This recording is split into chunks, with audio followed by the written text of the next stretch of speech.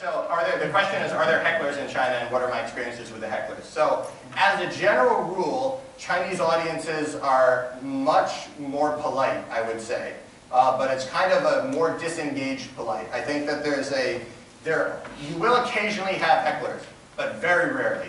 Generally, the response, if you have a show like a comedy show that is somebody's trying to like yell at the performer, instead of yelling, they'll just like shut down, go to that like place where the body's there, like where the officials are, where the body's there, but the mind's not there, take out their phone and start playing a Weixin. That's generally what would happen when you have a disgruntled audience. I actually have seen in China once the opposite, which is that I saw a supportive heckler, which is that, like, I don't know if any of you have seen the performances of Joe Wong, the Chinese comedian Huang Xi, he's a Chinese guy who does amazing stand-up in English and Chinese, huge fan of Joe Wong's, and the scene is so small I get a chance to perform with him a lot in Beijing. And he was doing a show once and he did a joke. Then after the joke went off, the heckler, he did this joke, it was a great joke, and this guy from the audience shouted, "Great setup!"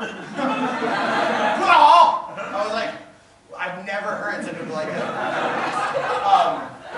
The other thing is that there's also a lot of the stuff that American audiences would heckle about, like stealing material.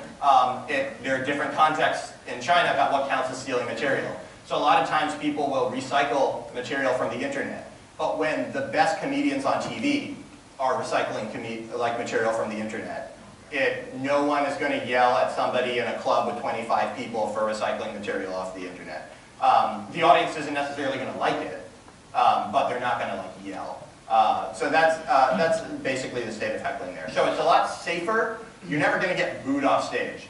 But I've definitely done some shows where people are like, not into this, and zone out.